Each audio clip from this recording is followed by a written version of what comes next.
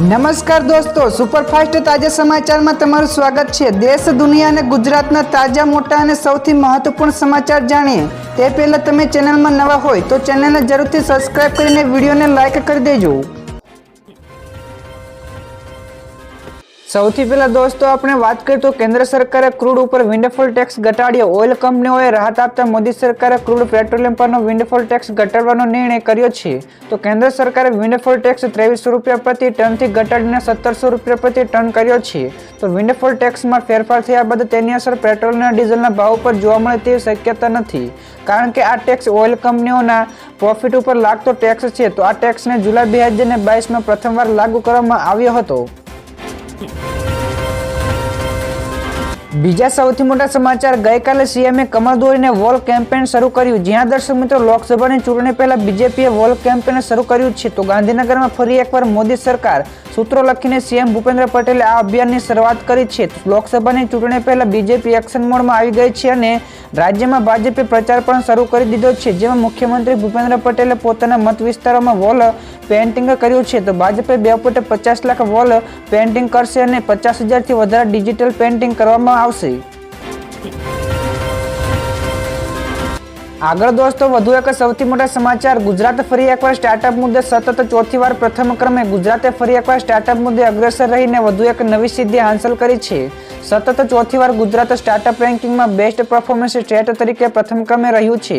તો સીએમ ભૂપેન્દ્ર પટેલે આ માટે અભિનંદન પણ પાઠવ્યા છે। તો સ્ટાર્ટઅપ ડે 16 જાન્યુઆરીએ જાહેર થયેલા નેશનલ રેન્કિંગમાં કેન્દ્રીય ઉદ્યોગ વાણિજ્ય મંત્રીના હસ્તે નવી દિલ્હીમાં ગુજરાતને બેસ્ટ પરફોર્મન્સ સ્ટેટનો એવોર્ડ પણ એનાયત કરવામાં આવ્યો હતો।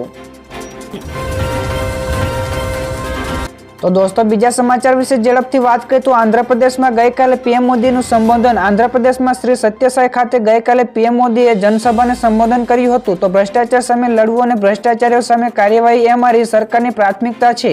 આ સિવાય તેમણે કહ્યું કે નીતિ આયોગે કહ્યું છે કે અમારી 9 વર્ષની સરકારમાં લગભગ 25 કરોડ લોકો ગરીબીમાંથી બહાર આવ્યા છે, જેમાં દેશમાં વર્ષોથી ગરીબી હટાવવાના નારાઓ પણ લગાવવામાં આવ્યા હતા। ત્યારે 9 વર્ષમાં 25 કરોડ લોકો ગરીબીમાંથી બહાર આવ્યા છે તે ઐતિહાસિક છે।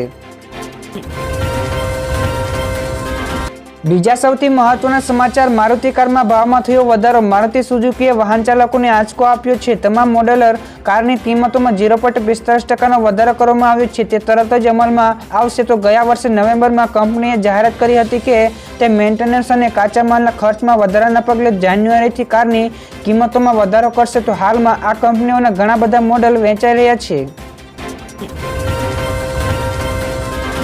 આગળ દોસ્તો વધુ એક સૌથી મોટા સમાચાર, રાજનાથસિંહનું મોટું નિવેદન। પહેલા ભારત વિશે એવી ધારણા થતી હતી કે એક નબળો દેશ છે। જ્યાં દર્શક મિત્રો, ગઈકાલે સંરક્ષણ મંત્રી રાજનાથસિંહ લખનૌમાં એક કાર્યક્રમમાં હાજર રહ્યા હતા। ત્યાં તેમણે કહ્યું કે પહેલા ભારત વિશે એવી ધારણા થતી હતી કે તે એક નબળો દેશ છે, ગરીબોનો દેશ છે, પરંતુ આજે તમે કોઈ પણ દેશમાં જાઓ તો ભારત નબળો દેશ તરીકે જોવા નથી આવતો।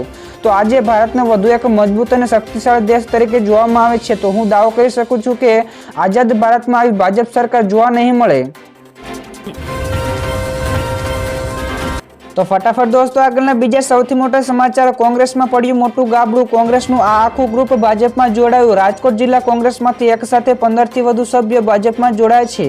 ગાંધીનગરમાં ગઈકાલે કમલમ ખાતે આ સભ્યોને ભાજપ પ્રદેશ અધ્યક્ષ સી.આર. પાટીલે ખેસ પહેરાવીને ભાજપમાં આવકાર્યા હતા। તો દોસ્તો આ કોંગ્રેસી સભ્યોની વાત કરીએ તો ગીતા ચાવડા, મીરા ભલોડી, અર્જુન ખટારિયા અને શારદા ધકુડ જેવા નેતાઓ સામેલ છે। તો આ પક્ષ પલટા પાછળ ભરત બોગરાએ મહત્વનું કામ કર્યું છે। તો રાજ્યમાં લોકસભાની ચૂંટણી આવે તે પહેલા જ પક્ષ પલટો શરૂ થઈ ગયો છે। ત્યાર પછીના બીજા સૌથી મહત્વના સમાચાર, અમેરિકામાં રામ મંદિરના બિલબોર્ડ લાગ્યા। 22 જાન્યુઆરીએ યોજાનારા પ્રાણ પ્રતિષ્ઠાને લઈને અમેરિકાના એટલાન્ટામાં પ્રાઇમ લોકેશન ગણાતા વિલિયમ સ્ટ્રીટ નજીક અયોધ્યામાં રામ મંદિરના મહોત્સવનું વિશાળ બિલબોર્ડ લગાવવામાં આવ્યું છે, જેમાં દર 80 સેકન્ડે 10 સેકન્ડ માટે અયોધ્યા મંદિરના મહોત્સવની જાહેરાતો પ્રસારિત થાય છે। તો આ ઉપરાંત એટલાન્ટામાં પણ 100 બાય 35 ફૂટનું સૌથી મોટું બોર્ડ લગાવવામાં આવ્યું છે।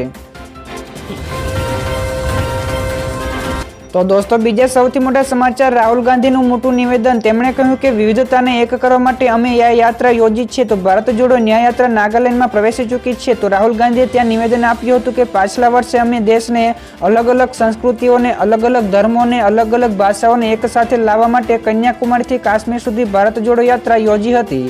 તો અમારો વિચાર હતો કે પૂર્વથી પશ્ચિમ સુધી એક યાત્રા કરવી જોઈએ। તો દોસ્તો બીજા સૌથી મહત્વના સમાચાર યુપીઆઈમાં થયા મોટા ફેરફારો। તો હવે એટીએમથી પૈસા મળશે। યુપીઆઈમાં સમયાંતરે ઘણા બધા સુધારા વધારાઓ કરવામાં આવતા હોય છે, જેના પગલે હવે યુપીઆઈથી તમે એટીએમમાંથી પૈસા પણ ઉપાડી શકશો। તો ક્યુઆર કોડની મદદથી પણ એટીએમથી પૈસા કાઢી શકાય છે। તો હજુ આની ઉપર કામ કરવામાં આવી રહ્યું છે। તો આગામી દિવસોમાં આ ગ્રાહકોને શ્રેષ્ઠ સુવિધા આપવા માટે કામ કરવામાં આવી રહ્યું છે। તો હવે યુપીઆઈ માટે કુલિંગ પીરિયડનો સમય પણ 4 કલાકનો કરી દેવામાં આવ્યો છે, એટલે કે તમે પહેલા કરતા ગ્રાહકોને 2000 રૂપિયા સુધી પેમેન્ટ કરી શકશો। ત્યારબાદના દોસ્તો બીજા સૌથી અગત્યના સમાચાર, વાંકાનેર ટોલનાકા કેસમાં મોટો ખુલાસો સામે આવ્યો। મોરબીમાં વાંકાનેર બોગસ ટોલનાકા કેસની તપાસમાં વધુ એક મહત્વપૂર્ણ ખુલાસો થયો છે। ભાજપના આગેવાન સહિત 3 આરોપીની ધરપકડ કરવામાં આવી છે। તો પોલીસે ધર્મેન્દ્રસિંહ, યુવરાજસિંહ અને હિતેન્દ્રસિંહ ઝાલાની ધરપકડ કરી છે। તો કુલ 6 લોકો સામે ફરિયાદ પણ નોંધાઈ છે। તો કેસના મુખ્ય આરોપી અમરસિંહ પટેલ હજુ પણ પોલીસની પકડથી દૂર છે। તો અગાઉ 2 આરોપીની ધરપકડ થઈ ચૂકી છે। તો 1.5 વર્ષ સુધી ચાલેલા ટોલ નાકા મારફતે કરોડો રૂપિયા ઉઘરાવાના હોવાની પણ વાત સામે આવી છે। ત્યાર પછીના દોસ્તો બીજા સૌથી અગત્યના સમાચાર સામે આવ્યા છે। ટીવી અને ઓટીટી ઇન્ટરનેટ વિના જોઈ શકાશે। જ્યાં દર્શક મિત્રો કેન્દ્ર સરકાર દ્વારા ડાયરેક્ટ ટુ મોબાઈલ એટલે કે D2M નામની નવી ટેકનોલોજી ઉપર કામ કરી રહી છે। તો આની મદદથી ઇન્ટરનેટની જરૂરિયાત વિના જ લાઈવ ટીવી ચેનલો ઓટીટી જોઈ શકાશે। તો ગયા વર્ષે આ ટેકનોલોજીને બેંગલુરુ, નોઈડા અને કર્તવ્ય પંથમાં પાયલોટ પ્રોજેક્ટ તરીકે લોન્ચ કરવામાં આવી હતી। તો માહિતી અને પ્રસારણ વિભાગના સચિવ અપૂર્વ ચંદ્રાએ કહ્યું કે આ વર્ષે પણ વધુ 19 જેટલા શહેરોમાં તેનું પરીક્ષણ કરવામાં આવશે। ફટાફટ દોસ્તો આગળના બીજા મહત્વપૂર્ણ સમાચાર, રામ મંદિરના પ્રાણ પ્રતિષ્ઠાને લઈને 5 રાજ્યોમાં રજાનું એલાન જાહેર કરાયું। 22 જાન્યુઆરીએ દેશ માટે ઐતિહાસિક દિવસ બનવાનો છે। તો અયોધ્યામાં રામલલ્લાની પ્રાણ પ્રતિષ્ઠા સમારોહમાં બપોરે 12:30 કલાકે શરૂ થશે। તો આ દરમિયાન પીએમ મોદી સહિત અનેક વરિષ્ઠ નેતાઓ હાજર રહેશે। તો અમુક રાજ્યોમાં 22 જાન્યુઆરી ઉજવણીને લઈને રજાઓ પણ જાહેર કરાઈ દીધી છે, જેમાં યુપી, એમપી, છત્તીસગઢ, હરિયાણા અને ગોવા સામેલ છે। તો યુપી, એમપી તેમજ હરિયાણામાં દારૂ અને માંસની દુકાનો પણ બંધ રાખવાના આદેશો નક્કી કરાય છે।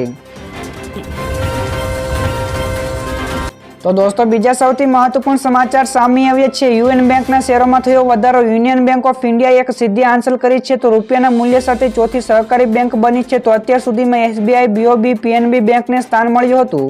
તો યુબીઆઈના શેરમાં ભાવમાં પાછલા વર્ષમાં લગભગ 50% વધારો થયો છે। તો 3 વર્ષમાં આ કંપનીના શેરોમાં દરમાં 316.87% વધારો નોંધાયો છે। ત્યારે ઉલ્લેખનીય છે કે યુનિયન બેંક 1 લાખ કરોડની માર્કેટ કેપ સાથે ભારતની ચોથી સરકારી ધિરાણકર્તા બેંક બની છે। તો દોસ્તો આગળના બીજા સૌથી મોટા સમાચાર મળ્યા છે। 7 દિવસમાં જારી કરાશે નવા આઈટી નિયમો। તો ડીપફેકને લઈને પણ લવાશે અંકુશ। જ્યાં દર્શક મિત્રો ડીપફેકને લઈને કેન્દ્ર સરકાર દ્વારા નવા નિયમો લાવી રહી છે। તો કેન્દ્રીય મંત્રી રાઘવજી ચંદ્રશેખરે કહ્યું કે આગામી 7 થી 8 દિવસમાં નવા આઈટી નિયમો લાવવામાં આવશે। તો મંત્રી રાઘવ ચંદ્રશેખરે ડીપફેકને લઈને મોટી 2 બેઠકો પણ કરી હતી। તો નવા આઈટી નિયમોમાં ખોટી માહિતી અને ડીપફેક સંબંધિત મહત્વની જોગવાઈઓ પણ રાખવામાં આવી છે। તો તેમણે આ સિવાય કહ્યું કે દરેક વ્યક્તિએ તેનું પાલન કરવું ફરજિયાત છે, નહીં તો કાયદેસરની કડક કાર્યવાહી કરવામાં આવશે। તો દોસ્તો ઝડપથી આગળના બીજા સમાચાર વિશે આપણે વાત કરીએ તો રામલલ્લાના પ્રાણ પ્રતિષ્ઠાના દિવસે મમતા બેનર્જી કરશે સદભાવના રેલી। જ્યાં દર્શક મિત્રો રામ મંદિરના પ્રાણ પ્રતિષ્ઠાની તૈયારીઓ ચાલી રહી છે। તો આ દરમિયાન પશ્ચિમ બંગાળના સીએમ મમતા બેનર્જીએ પોતાનો અલગ પ્લાન બનાવ્યો છે। આ સિવાય તેમણે કહ્યું કે ટીએમસી 22 જાન્યુઆરીએ સદભાવના રેલી યોજશે। તો આ તમામ ધર્મોને અનુસરતા લોકો માટે હશે। તો આ રેલીની થીમ સર્વે ધર્મ સંભાવના હશે। જે તે જ દિવસે મમતા બેનર્જી કોલકાતામાં સ્થિત કાલીઘાટ મંદિરની પણ મુલાકાત લેશે અને આ માતાના પણ દર્શન કરશે। તો દોસ્તો આગળના બીજા સૌથી મોટા સમાચાર, રાજસ્થાનમાં પૂર્વ મંત્રીને ત્યાં ઈડીના દરોડા। મની લોન્ડરિંગ કેસમાં રાજસ્થાનમાં કોંગ્રેસના પૂર્વ મંત્રીને ત્યાં ઠેકાણા ઉપર ઈડીએ દરોડા પાડ્યા છે। તો જળ જીવન મિશનના કથિત અનિયમિતતાના મામલે તપાસ કરવા જાહેર આરોગ્ય યોજનાના પૂર્વ મંત્રી મનીષ જોશી અને કેટલાક અન્ય લોકોએ ઠેકાણા ઉપર કાર્યવાહી શરૂ કરી હતી। તો જયપુર, બાંસવાડા સહિતના ઘણા વિસ્તારોમાં દરોડા પાડવામાં આવ્યા હતા। ત્યારબાદના દોસ્તો બીજા સૌથી મહત્વપૂર્ણ સમાચાર મળ્યા છે। મોરારી બાપુને મળ્યું અયોધ્યાનું આમંત્રણ। જ્યાં દર્શક મિત્રો અયોધ્યામાં પ્રાણ પ્રતિષ્ઠામાં હાજર રહેવા માટે મોરારી બાપુને આમંત્રણ મળ્યું છે। તો મળતી માહિતી અનુસાર મોરારી બાપુ પ્રાણ પ્રતિષ્ઠા પછી 24 ફેબ્રુઆરીથી અયોધ્યામાં રામકથા કરશે। તો બાપુએ એક વાતમાં ચિત્તમાં કહ્યું કે રામ મંદિરે એક અંગે જણાવ્યું હતું કે મારા જીવનની આટલી મોટી આ પહેલી ઘટના છે। તો પ્રભુ રામ પાસેથી રાજનીતિની પ્રેરણા લેવી જોઈએ। તો ભારતનું નામ દુનિયામાં ગુંજી રહ્યું છે. તેના માટે નરેન્દ્ર મોદી એટલે કે પીએમનું મોટું યોગદાન છે.